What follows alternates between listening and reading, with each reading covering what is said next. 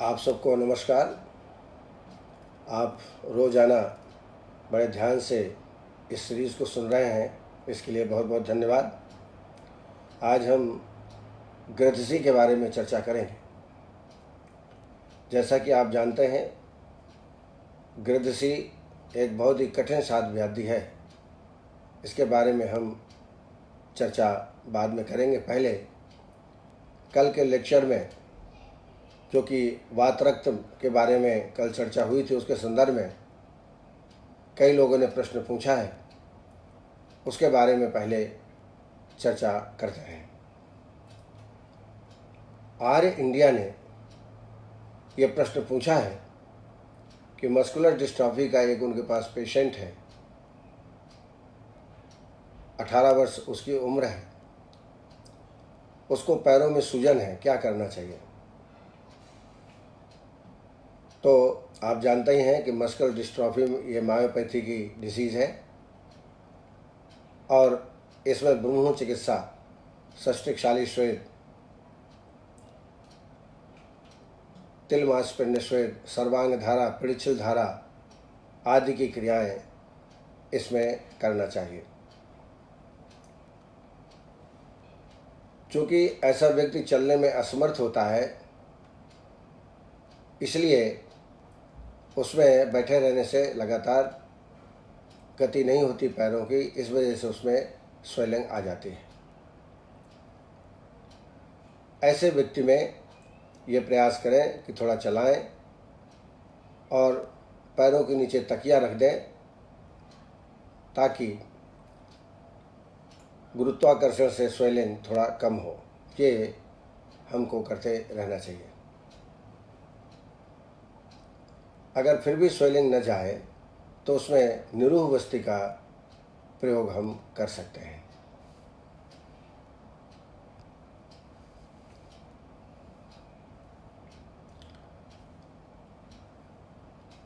आइए सबको पहले नमस्कार करते हैं। तो आपने अभी आर्य जो इंडिया है उनके बारे में जो उन्होंने प्रश्न पूछा था, उसके बारे में हमने उत्तर दिया। अजयता चंदा ने पूछा है कि दुग्ध में प्रोटीन खूब होता है, तो क्या वात रक्त के रोगी में इसका सेवन नहीं करा सकते। तो मैं आपको बताऊं कि प्रोटीन में एक प्यूरिन प्रोटीन होता है, वो ज़्यादातर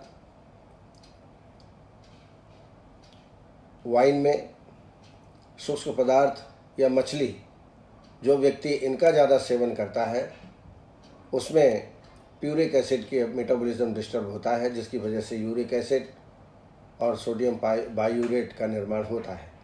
लेकिन दुग्ध लेने से कोई खास परेशानी नहीं होती, लेकिन फिर भी कम मात्रा में दुग्ध का सेवन वात रक्त के रोगी को कराना चाहिए। अभिनव सिंह ने प्रश्न पूछा है कि आम वात जीर्ण हो गया है, तो हम इसको कैसे समझेंगे। तो जब संधियों में विकृति हो जाए, संधियाँ टेढ़ी मेढ़ी हो जाए, अंगुलियाँ टेढ़ी मेढ़ी हो जाए, जब आप वहाँ पर स्पर्श करें आप तो उष्णता की अनुभूति न हो, शूल कम हो, ऐसा व्यक्ति, ऐसा आम वात का रोगी जीर्ण समझना चाहिए। एक्यूट में अत्यधिक वेदना होती है, हाथ से स्पर्श करेंगे तो उसमें उष्णता का ज्ञान होता है, लेकिन जब जीर्ण हो जाता है तो उसमें उष्णता का ज्ञान नहीं होता। इस तरीके से जीर्ण आम वात है, ऐसा समझना चाहिए। भव्य गोयल जी ने हाइपोथायराइडिज्म के बारे में कुछ जानना चाहा है। हाइपोथायराइडिज्म ये कफ प्रधान व्याधि है, अग्निमांद होता है। प्रथम इसको दीपन पाचन करा करके आभ्यंतर स्नेहपान करके वमन कराएं, फिर इसके बाद विधिवत विरेचन कराएं। विरेचन करने के बाद लेखन वस्ती का प्रयोग हाइपोथायराइडिज्म में बहुत अच्छा फायदा करता है। लेखन वस्ती के लिए त्रिफलाक्वाथ, विडंग और गिलोय, ये प्रत्येक 50-50 ग्राम ले करके इसका काढ़ा बना लें, लगभग 300 से 400 ml तक। फिर इसमें सैंधवारी तैल 50 ml और 50 ml शहद, सैंधव 5 ग्राम, यौगिक क्षार 10 ग्राम, ये मिला करके वस्तु दें तो इसमें लेखन कार्य होगा। क्योंकि व्यक्ति थोड़ा मोटा भी हो जाता है, फैटी हो जाता है हाइपोथायरॉयडिज्म में। इसके बाद नस्यकर्म कराना चाहिए, वो भी विरेचन नस्य। विरेचन नस्य के लिए अवपीड़न या धमापन नस्य का प्रयोग हम कर सकते हैं। औषधियाँ कटफल, शीघ्रु, वचा, पिपली, अपामार्ग आदि औषधियों का चयन करके शिरोविरेचन कराना चाहिए। शिरोविरेचन के बाद फिर औषधियों का सेवन कराएं। इसमें गोक्षरादि गुगुलु, कैशोर गुगुलु, त्रयोदशांग गुगुलु का सेवन इसमें करा सकते हैं। औषधियों में शिलाज इत्यादि लौह 250 मिलीग्राम, शुद्ध काशीस 250 मिलीग्राम और पलवार पिष्टि 250 मिलीग्राम, ऐसी एक मात्रा है। दिन में 3 या 4 बार शहद के साथ इसका सेवन आप करा सकते हैं। शुभांगी सांबरे ने पूछा है, गोमूत्र कैसा हो, कैसे समझें कि अच्छा है? तो गोमूत्र हमेशा ताज़ा ही उपयोग में लाना चाहिए, खास तौर से पानार्थ। इसके लिए या तो स्वयं ही जाएं मूत्र कलेक्शन करने के लिए या किसी अपने सहयोगी को भेज करके कलेक्ट करें। बासी 2-3 दिन पुराना यदि यूरिन है तो उसको पानार्थ प्रयोग नहीं कर सकते, वस्ती के लिए फिर भी हम कर सकते हैं। उन्होंने और आगे जानना चाहा है कि गोमूत्र अर्घ का सेवन दुग्ध के साथ कर सकते हैं क्या? तो अगर ताज़ा गोमूत्र नहीं मिलता है तो आप इस अर्घ का सेवन, गोमूत्र अर्घ का सेवन दूध के साथ सेवन कर सकते हैं। अमर शुक्ला जी ने सद्या वमन के बारे में कुछ जानना चाहा है। तो पहले मैं स्पष्ट करूं, क्लासिक्स में, शास्त्र में कहीं भी सद्या वमन करने का उल्लेख नहीं है। ये तो कई जगह जब वासंतिक वमन के कैंप लगते हैं उसमें सद्या वमन का शब्द आता है। उसके लिए 1 या 2 दिन में सद्या स्नेह दे करके स्नेहन कराते हैं, 2 दिन, 1 दिन स्वेदन कराते हैं और तीसरे या चौथे दिन सद्या वमन करा देते हैं। सद्या वमन के लिए सरसत, सैंधव इन दोनों को मिला करके गर्म पानी में आकंठ पान करा के और वमन करा सकते हैं। या आकंठ मुलेठी को हाथ पिलाइए और थोड़ा से अंगुली लगाएं एपिग्लोटिस में, जिससे वमन विधिपूर्वक हो जाता है। लेकिन इस सद्या वमन से सिर्फ आमाशय का शोधन होता है। जो टॉक्सिन्स आम पूरे शरीर में व्याप्त हैं उनका निष्कासन इस सद्या वमन से नहीं हो सकता। लेकिन जो कफ के विकार हैं, प्रतिशाय है, रोगी को बहुत ज़्यादा श्वास का वेग आ रहा है, तो ऐसे व्यक्तियों में आप सद्या वमन करा सकते हैं।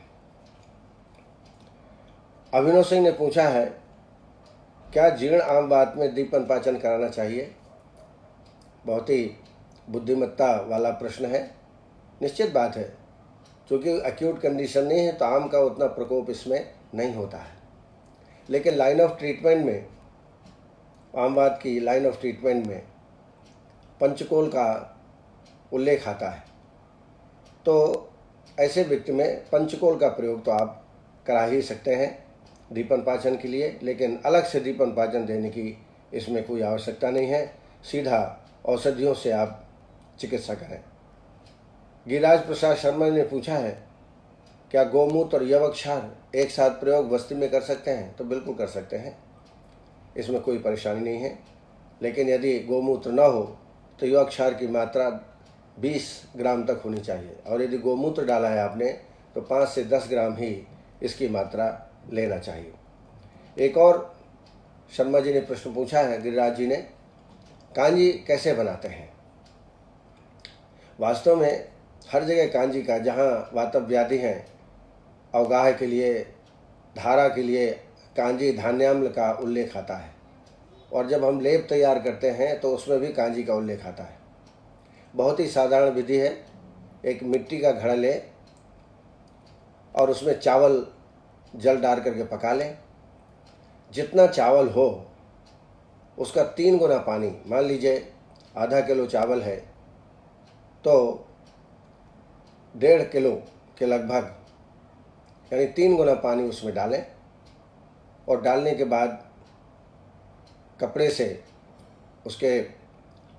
बंधन कर दें उसके मुख में और इसको 7 दिन तक सुरक्षित रख दें। 7 दिन के बाद इसमें अम्लता आ जाती है और कांजी तैयार हो जाता है। यदि गर्मी की ऋतु है तो 3 से 5 दिन में ही कांजी तैयार हो जाती है। शरद ऋतु में ज़रूर आपको 7 दिन तक रखना पड़ता है। इस कांजी को हम धान्य आम्ल भी कहते हैं और बहुत ही उपयोगी है, खासतौर से वातव व्याधियों के चिकित्सा में। राजेश सक्सेना ने प्रश्न पूछा है, जो एक योग बताया था वात रक्त के लिए, 150 ml गोदुग्ध और 50 ml गोमूत्र। तो इन्होंने पूछा है कब देना चाहिए, कितनी बार देना चाहिए। एक्यूट कंडीशन हो तो दिन में 2 बार देवें और नहीं तो प्रातःकाल खाली पेट में इसका सेवन कराना चाहिए। भव्य गोयल ने जिज्ञासा प्रकट की है कि कांजी को बना के रख सकते हैं क्या। तो निश्चित रूप से 7 दिन तो वैसे ही आपको लग गया, लेकिन इसका प्रयोग 3 दिन के अंदर कर लेना चाहिए। अधिक आप देर तक रखेंगे तो ज़्यादा खट्टापन आ जाएगा और फिर कभी कभी व्यापद भी इससे उत्पन्न हो सकते हैं। इन सुधीजनों ने प्रश्न पूछा, उसका मैंने अपने बुद्धि अनुसार उत्तर दिया। ऐसे ज़्यादा से ज़्यादा आप प्रश्न पूछेंगे तो मैं समझूंगा कि यह कार्यक्रम सफल हो रहा है।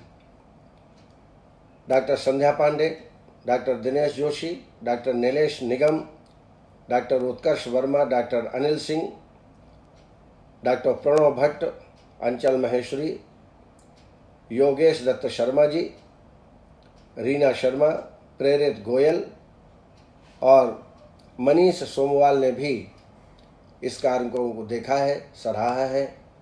ऐसे ही आप तल्लीनता से कार्यक्रम को देते रहें ताकि हम लोगों को उत्साह हो और हमारे नवीन जोशी को भी उत्साह हो, क्योंकि उनके ही संयोजन से ये कार्यक्रम हो रहा है।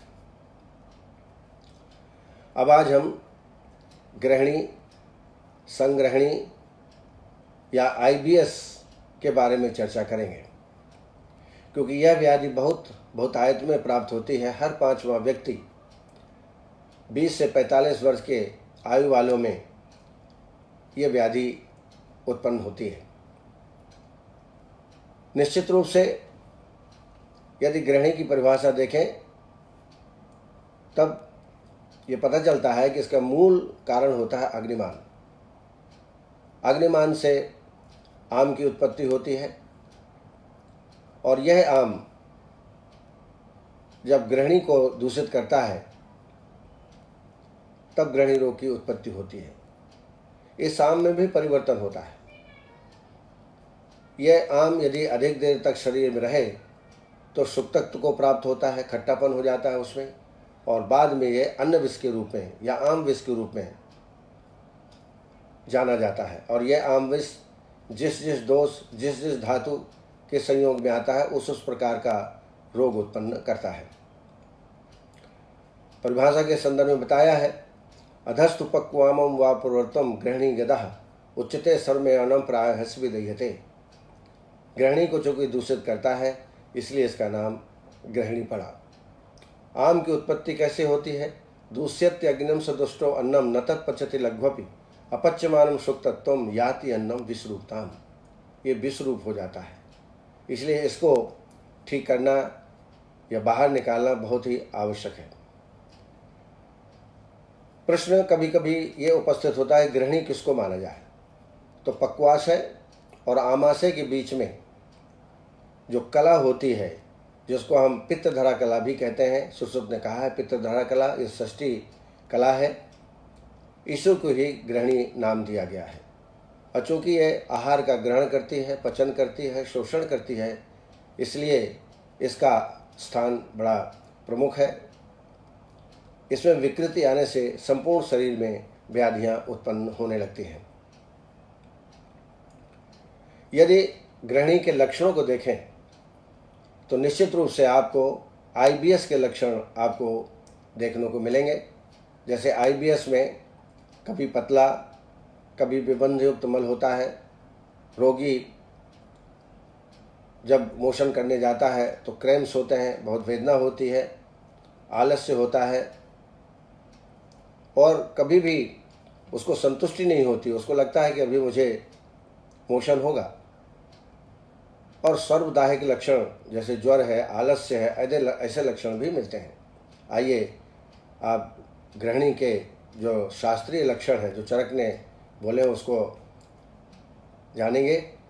अतिसृष्टम विबद्धम व द्रवम तदुपदस्यते तृष्णा आरोचक वैरस्य प्रसेक तमकान्नुता शून्पादकरः सा अस्ति परवरुक् छर्दनम जुरः लोह आमगंधस्तिक्ताम्ल उद्गारस्सु जायते। हाथ पैरों में स्वेलिंग, और यह भी पेडल ओडिमा जो है वो आईबीएस में प्राप्त होता है। एक और रोग होता है जिसको हम बोलते हैं संग्रह ग्रहणी। संग्रह ग्रहणी के भी लक्षण आईबीएस से बहुत मिलते जुलते हैं। आंत्रकूजनम आलस्यम दौर्बल्यम सदनम तथा द्रवम शीतम घनम स्निग्धम सकटवेदम सकृत आमम सबहु पैच्छिल्यम सशब्दम मंदवेदनम। ये लक्षण बिल्कुल आईबीएस से मिलते जुलते हैं। आईबीएस क्यों उत्पन्न होता है, इसके कारण क्या हो सकते हैं? तो निश्चित रूप से इसमें ज़्यादा फैटी या कार्बोहाइड्रेट का ज़्यादा सेवन करना, कभी कभी ये जेनेटिक भी होता है। जिनके परिवार में जीआईटी ट्रैक्ट के प्रॉब्लम होते हैं उन व्यक्तियों में इस व्याधि का आक्रांत ज़्यादा होता है।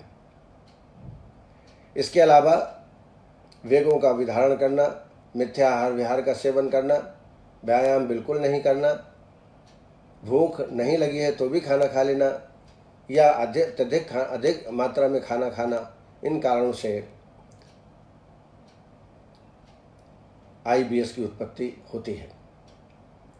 आपको मालूम होना चाहिए, साधारणतः जो इंटेस्टाइन में मूवमेंट होते हैं जिसके द्वारा द्रव्यों को आगे धकेला जाता है उसको बोलते हैं पैरासिटिक मूवमेंट। लेकिन आईबीएस में इंटेस्टाइन इतनी सेंसिटाइज हो जाती है कि थोड़ा भी स्टिमुलेशन क्रैम्प्स को उत्पन्न करता है और अधिक रोगी में वेदना होने लगती है। एक और आप बात समझ लें, एक तत्व होता है जिसको ट्रांसमीटर कहते हैं, न्यूट्रो ट्रांसमीटर, सीरोटोनिन। यह सीरोटोनिन ब्रेन और इंटेस्टाइन में पैदा होता है। ये कहा जाता है कि जब अतिसार जैसे लक्षण मिलें तो सीरोटोनिन की मात्रा अधिक हो जाती है और जब कॉन्स्टिपेशन हो तो सीरोटोनिन की मात्रा कम हो जाती है, और जिसकी वजह से इस प्रकार के लक्षण प्राप्त होते हैं। अब आपने देखा लक्षण काफ़ी सामंजस्य रखते हैं, जैसे आंत्रकूजन, आलस्य, अतिसृष्ट, अतिविबंध, और यही लक्षण हमारे आईबीएस के होते हैं। कहने का तात्पर्य यह है कि गृहिणी, संग्रह गृहिणी की तुलना हम आईबीएस से कर सकते हैं। अगर ये रोग बहुत दिन तक रहे तो रोगी में एंग्जाइटी, अवसाद, मानसिक लक्षण भी प्राप्त होने लगते हैं, और इन लक्षणों के अलावा गैस बनना, हृदयास, थकावट, फाउल स्मेल, पैरों में सूजन, ऐसे लक्षण आईबीएस में और संग्रहणी या संग्रह ग्रहणी में उत्पन्न होते हैं। साध्य साधता के बारे में देखें तो यह कठिन साध्य व्याधि है, लेकिन बच्चों में यह साध्य है, मिडिल एज में याप्य है, वृद्धावस्था में असाध्य है, और जब क्रोनिक आईबीएस हो जाता है या क्रोनिक संग्रहणी हो जाती है तो असाध्य की श्रेणी में आती है। तो इस तरीके से थोड़ा से संग्रहणी के बारे में हमने समझा। अब आइए चिकित्सा के बारे में चर्चा करते हैं। जैसे पहले संप्राप्ति में हम कह आए हैं कि अग्निमांद मूल कारण है, तो सबसे पहले हमको अग्निमांद दूर करना है और इसके लिए दीपन पाचन औषधियों का प्रयोग करना है। दीपन पाचन के लिए शुंठी और नागर मोथा संग्रहणी में या गृहिणी में देना उचित होगा। उसके बाद पंचकर्म से डिटॉक्सिफाई कर लेते हैं। शास्त्र कहता है यदि आम के लक्षण उत्पन्न हो तो उसमें संशोधन कर्म कर लेना चाहिए। यदि हम संग्रहणी स्वीकार कर लें IBS में, तो उसका जो चिकित्सा सिद्धांत है गृहिणी का, वही चिकित्सा सिद्धांत IBS में भी लागू होगा। गृहिणीम आश्रितम दोषम विदग्धाहार मूर्छितम साविष्टम्भ। अगर आम के लक्षण हैं, जैसा ये इस श्लोक में बताया गया, वैसे लक्षण प्राप्त यदि हो रहे हैं तो आम लिंगवानितम दृष्ट्वा सुखोष्णे नाम मनो धरेत फलानाम वा कसायणे पिपली सरसपई तथा, तो वमन कराना चाहिए। अगर दोष लीन हो गए हों, लीनम पक्वा से अस्तम वायाप्यम श्राव्यम संदीपनई है शरीरानुगते सामे रसे लंघन पाचनम, ये डिटॉक्सिफिकेशन बौन विरेचन के द्वारा हो जाए तब विशुद्ध आमाशय यस्मयी है पंचकोलादि बीर्षितम दद्यादि प्यादि लघ्वन्नम पुनर्योगा से दीपनान। तो अगर हम चिकित्सा के दृष्टिकोण से IBS पर विचार करें तो 3 प्रकार से या 3 स्तरों में इसकी चिकित्सा की जाती है। पहला है पंचकर्म के द्वारा, दूसरा है परपटी कल्प के द्वारा और तीसरा संशमन औषधियों के द्वारा। तो आइए सबसे पहले पंचकर्म के द्वारा डिटॉक्सिफिकेशन करने की विधि जान लेते हैं। प्रथम 3 दिन शुंठी और नागरमोथा 5-5 ग्राम दे करके निरामावस्था प्राप्त कर लें। फिर आभ्यंतर पान, इसमें त्रियुषणाद घृत का कराना चाहिए। त्रियुषणाद घृत ये गृहिणी अधिकार का ही है। इसमें त्रिफला, त्रिकटु और गुड़, इनसे घृत को सिद्ध किया जाता है और इसका पान सम्यक स्नेह लक्षण प्राप्त होने तक कराना है। 1 दिन स्वेदन कराएं, उसके बाद वमन करा दें।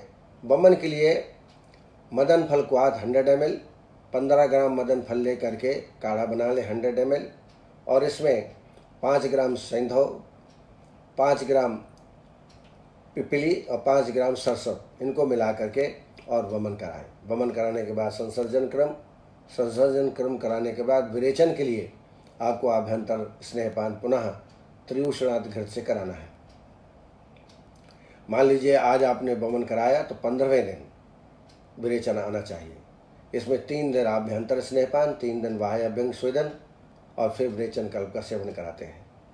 विरेचन कल्प में स्पेशली चरक ने कहा है एरंड तैल 40 ml और 2.5 ग्राम यवक्षार मिला करके विरेचन कराएं, अथवा अमलतास का गूदा, निशोथ और छोटी हरड़ प्रत्येक को 30-30 ग्राम लेकर के काढ़ा बना लें 100 ml।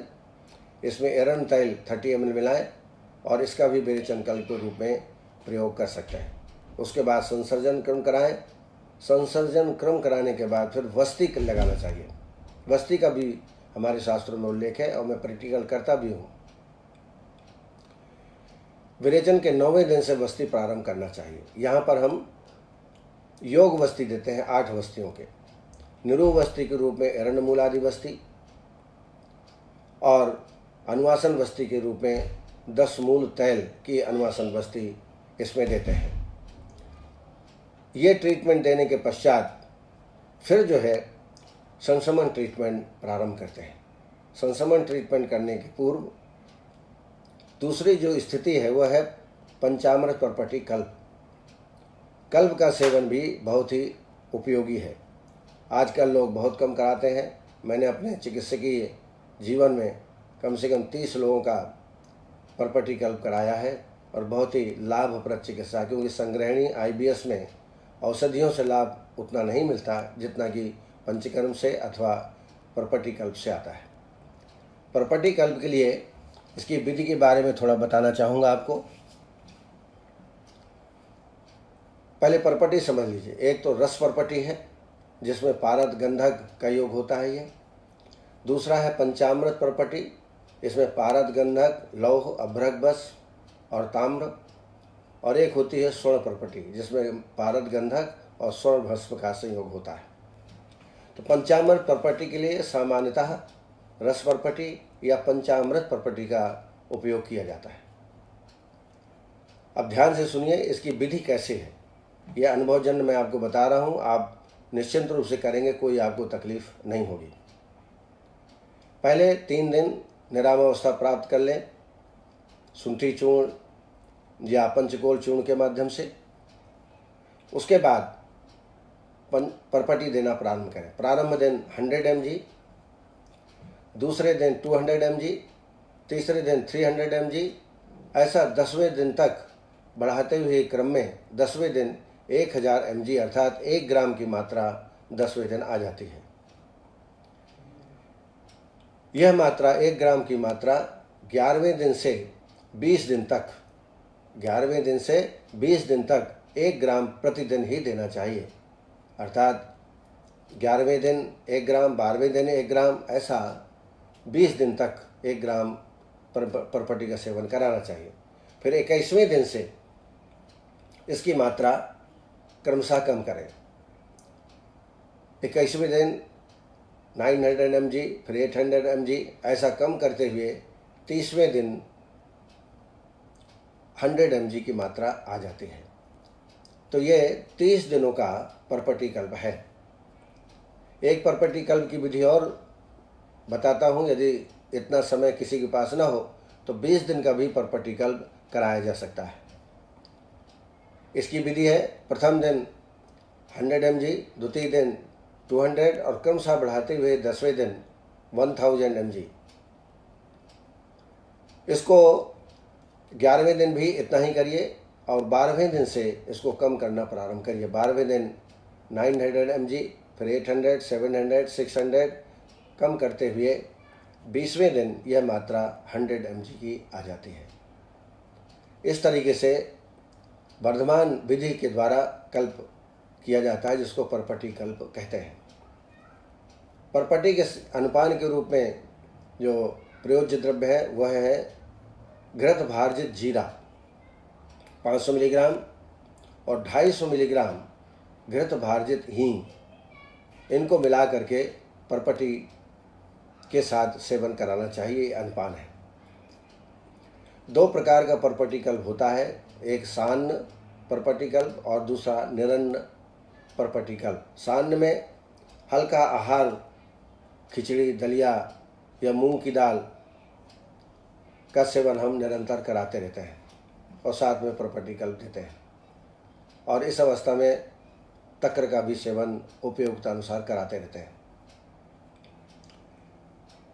पहले शुरू में तक्र 100 ml, फिर 200 ml, ऐसा बढ़ाते जाइए। रोगी के अग्निबल के आधार पर तक्र बढ़ाते जाइए। और एक होता है निरन्न परपटी कल्प। इसमें अन्न नहीं दिया जाता, सिर्फ छाछ अर्थात तक्र का ही सेवन कराया जाता है। लेकिन तक्र में लवण या शुगर, शक्कर नहीं मिलाना चाहिए। ऐसे ही तक्र का सेवन कराएं। लगभग दिन भर में 5 से 6 लीटर तक व्यक्ति तक्र पी लेता है। प्रातः 5-6 बजे से प्रारंभ करके रात्रि 10 बजे तक छाछ का सेवन आप करा सकते हैं। इस दौरान न तो फल देना है, यदि बहुत ही प्यास लगे तो नारियल का पानी पिलाएं और नहीं तो तक्र का ही सेवन कराएं। ध्यान रहे कि तक्र ताज़ी होना चाहिए, इसलिए जहाँ पर आपने पेशेंट को रखा है वहीं पर तक्र बनाएं तो ज़्यादा अच्छा। हम ऐसा ही करते थे, क्योंकि ऐसी अवस्था में जब हम कल्प चिकित्सा करते हैं, रोगी को बाहर जाना या बाहर घूमना बिल्कुल अलाउड नहीं होता। शास्त्र में तो यहाँ तक कहा है कि सूर्य की किरणें भी नहीं लगना चाहिए, ऐसे स्थान में उसको रखें। इसलिए तक्र की व्यवस्था आपको खुद करनी है, क्योंकि बाहर से तक्र लाएंगे तो वो ठीक नहीं रहेगा। तो इस तरीके से ये कल्प चिकित्सा है। इसमें मैंने देखा है, प्रारंभ में जांच कराई पेशेंट की, बहुत कमज़ोर, कोई खाना खाते नहीं है, अनियमित आहार विहार रहता है, उसका हीमोग्लोबिन 7 या 8 तक रहता है। और जब आप ये कराएंगे तो 20वें दिन तक ये हीमोग्लोबिन 14 तक हो जाता है। ये मैंने प्रैक्टिकल देखा है। ऐसे पेशेंट, बड़े वीवीआईपी पेशेंटों में हमने पंचामृत परपटी कल्प कराया है। अगर आपको स्वर्ण परपटी का प्रयोग करना, हमने करा है स्वर्ण परपटी का प्रयोग, तो 100 mg की जगह प्रथम दिन 100 mg देने का मैंने बताया, तो आप वहाँ 50 mg से प्रारंभ करें। बस इतना ही अंतर रखें यदि स्वर्ण परपटी का सेवन करते हैं। पर उपयोगिता की दृष्टि से स्वर्ण प्रॉपर्टी ज़्यादा श्रेष्ठ है। इसका प्रयोग आपको करना है। तो ये 2 विधियाँ मैंने आपको बताई। एक तो पंचकर्म के द्वारा पहले प्यूरिफिकेशन डिटॉक्सिफिकेशन कर लें, और नहीं तो प्रॉपर्टी कल्प कराएं। उसके बाद संशमन औषधियों का प्रयोग कराना चाहिए। मैं आपको सलाह दूंगा कि जब पेशेंट आपके पास आता है तो तुरंत उसको पंचामृत प्रॉपर्टी कल्प या पंचकर्म के लिए ना बोलें। थोड़ा इंट्रोडक्शन देते जाएं, थोड़ा समझाते जाएं, लेकिन उसको इंसिस्ट ना करें। संशमन औषधि देने में उससे भी रोगी को बहुत लाभ होता है। ये मेरे कुछ अनुभूत योग हैं जो मैं आपको बताने जा रहा हूँ। शुंठी, अतीश और नागरमोथा। शुंठी, अतीश और नागरमोथा प्रत्येक 100-100 ग्राम ले लें, बारीक चूर्ण कर लें और 1-1 चम्मच दिन में 3 बार भोजन के 1 घंटा या 2 घंटे पहले इसका सेवन कराएं, लगातार 1 माह तक। दूसरा एक योग है बिल्वगूदा, चित्रक और शुंठी। बिल्वगूदा, चित्रक और शुंठी, इनको भी 100-100 ग्राम लेकर के बारीक चूर्ण कर लें। जितना महीन चूर्ण होगा उतना लाभ ज़्यादा होता है। इसको दिन में 2 बार तक्र के साथ सेवन कराएं। ये भी अनुभूत योग है, इसका प्रयोग आप कराएं। पर ये दोनों योग एक साथ नहीं देना है।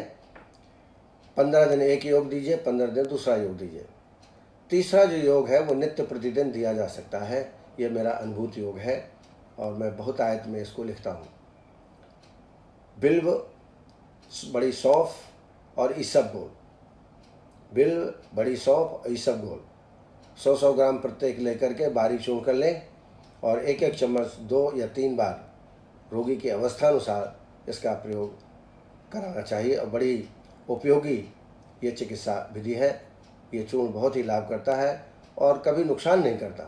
5-6 महीना, कई पेशेंट तो हम साल भर इसका सेवन कराते हैं और बड़ी पेशेंट को बड़ा अच्छा लगता है। वो छोड़ता ही नहीं इन औषधियों को, और ये कोई नुकसानदेह औषधियाँ नहीं हैं, इनको आप दे सकते हैं। रस औषधियों में योग का निर्माण कर लें। पंचामृत प्रॉपर्टी 250 मिलीग्राम, अग्नि कुमार रस 125 मिलीग्राम, शंख भस्म 250 मिलीग्राम और घृत भारजित जीरा 500 मिलीग्राम। मैं फिर रिपीट करता हूँ। पंचामृत प्रॉपर्टी 250 मिलीग्राम, अग्नि कुमार रस 125 मिलीग्राम, शंख भस्म 250 मिलीग्राम और घृत भारजित जीरा 500 मिलीग्राम।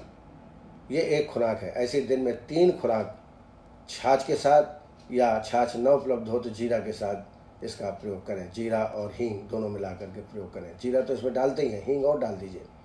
आप उसको गर्म पानी के साथ भी दे सकते हैं। दूसरा योग, अगर उपरोक्त योग से लाभ न हो तो गृहिणी कपाट रस का प्रयोग करना चाहिए। गृहिणी कपाट रस 250 मिलीग्राम, रस प्रॉपर्टी 125 मिलीग्राम, सूत शिखर 125 मिलीग्राम और अग्नि कुमार रस 125 मिलीग्राम, इनको मिला करके ये एक खुराक है। ऐसी सीवियरिटी के आधार पर, रोगी के आधार पर दिन में 3 बार या 4 बार इसका सेवन आप कराएं। बटियों में चित्रकार बटी और कुटज घन बटी, ये दोनों साथ देना चाहिए। कुटज घन बटी 2 और चित्रकार बटी 2 दिन में 2 बार इसका सेवन कराएं। आश्वारिष्ट में तक्रारिष्ट और कुटजारिष्ट, 2 चम्मच कुटजारिष्ट, 2 चम्मच तक्रारिष्ट और 4 चम्मच पानी भोजन के बाद इसका प्रयोग करें। आप देखेंगे कि रोगी लाभान्वित होगा। ध्यान रहे, पथ्यापथ्य का इसमें जरूर ध्यान रखना चाहिए। दुग्ध की बनी चीज़ें, चाहे वो मिठाई हो या अन्य कोई मिष्टान्न हो जो बेसन से या मैदा से बना हुआ है, उसका सेवन बिल्कुल ना करें। विरोधी आहार विहार का बिल्कुल सेवन ना करें। फास्ट फूड का बिल्कुल सेवन ना करें। हल्का 2 रोटी, मूंग की दाल, दलिया, खिचड़ी और छाछ का सेवन अपने भोजन के साथ, जैसा मैंने कल बताया था, भोजनाग्रे सदापत्यम लवणांतर्क भक्षम और भोजनांते तक्रम पिबेत, भोजन के अंत में तक्र पीना चाहिए।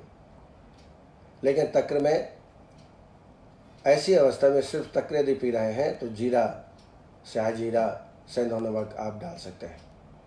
तो पथ्य के साथ इन चिकित्सा विधियों का प्रयोग करेंगे तो निश्चित रूप से पेशेंट को आप लाभ कर देंगे। चिकित्सा क्रम ऐसे रखें कि जिसमें आपने शोधन कराया है, पंचकर्म कराया है, उसके बाद फिर संशमन औषधियाँ दें। क्योंकि मैं हमेशा कहता हूँ पंचकर्म के माध्यम से रोग का मूल से नाश नहीं हो सकता जब तक कि संशमन औषधियाँ ना देवें। ऐसा ही पंचामृत प्रॉपर्टी कर्म करने के बाद फिर संशमन औषधियों का प्रयोग करें। लेकिन अगर ये पंचकर्म या पंचामृत प्रॉपर्टी दोनों नहीं कराते तो संशमन औषधियों का प्रयोग करके पहले विश्वास प्राप्त करें पेशेंट का, उसके बाद पंचामृत प्रॉपर्टी कर्म कराएं। बहुत ही उपयोगी चिकित्सा है। बहुत बहुत धन्यवाद। आप सब बड़े ध्यान से सुन रहे हैं। मैं अपेक्षा करूंगा कि अधिक से अधिक जिज्ञासा प्रकट करेंगे ताकि मुझे लगे कि नहीं, वास्तव में यह कार्यक्रम सक्सेस है। इतना समय निकाल करके आपके सामने बैठते हैं वो सिर्फ इसलिए कि आपको ज्ञान का लाभ हो, कुछ आप इसका प्रयोग और उपयोग अपने चिकित्सा जीवन में कर सकें। बहुत बहुत धन्यवाद। नमस्कार।